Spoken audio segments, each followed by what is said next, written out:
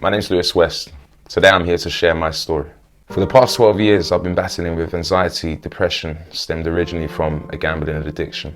I was naive, I was reluctant to listen to people, and I had a self-belief that with whatever I was going through, I was able to tackle it by myself. As years progressed, my gambling addiction got a lot worse. From what went from spending a couple of pounds to £20 to £100, then turned into hundreds of pounds, to then thousands of pounds. Still at this time I felt that it was nothing I should really be sharing with people. I was in a place of self-belief where I felt that, this is something that I can overcome, and that, I don't need medication, I don't need to speak to people about it, no one needs to know. But at the same time I was aware that I was eating away at myself and there wasn't something right inside of me. 3 years ago, I thought about and had tried to commit suicide on various occasions. Few seconds.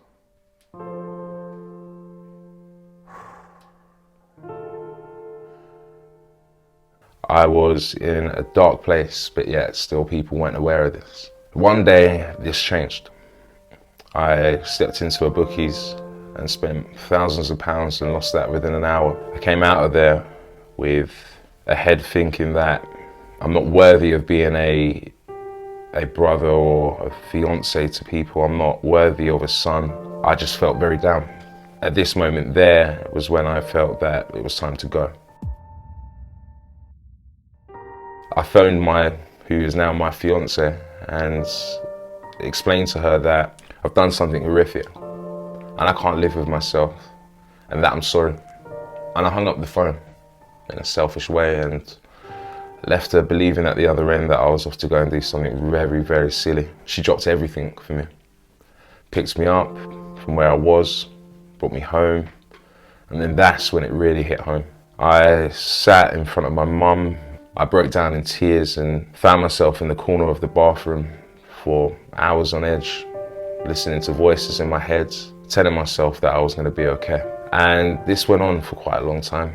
I didn't want to be here, but there was something keeping me here. I then started to realize that I needed help. I needed to stop being so stubborn and naive and start opening up to the world. And I took the first step, and that was being honest and open with the people around me. And it was the most difficult thing I did. It made me the man who I am today. Once I got over that hurdle of being open to people around me, I then started to seek the professional help I needed. So I went to my first Gamblers Anonymous session. This was a group session where I was surrounded by like-minded individuals, all with a similar story to share, all going through a similar emotion, all going through a similar pain. For the first session, I sat there and I didn't say an absolute thing. I just absorbed what other people had to share.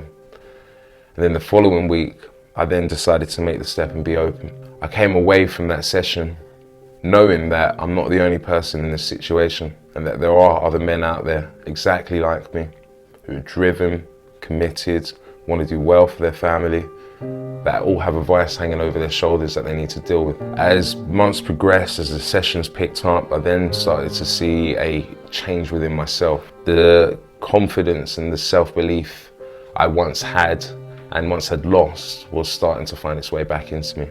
Those sessions were possibly the most difficult sessions of my life. It opened up thoughts and images, past experiences that I really felt that I wouldn't really have to revisit again in my life. I revisited those moments for a purpose, and that purpose was to overcome those things that were dwindling in the background, that were constantly running through my head. So within these last 3 years, whilst attending Gamblers Anonymous group sessions and one-to-one sessions, I then started to take control of my anxiety and depression. I went to go see stress counsellors, hypnotherapists. I'm aware that I may not be able to abolish, anxiety, depression, or addiction in some sense, but one thing I can do is manage it. And this is what these professionals taught me.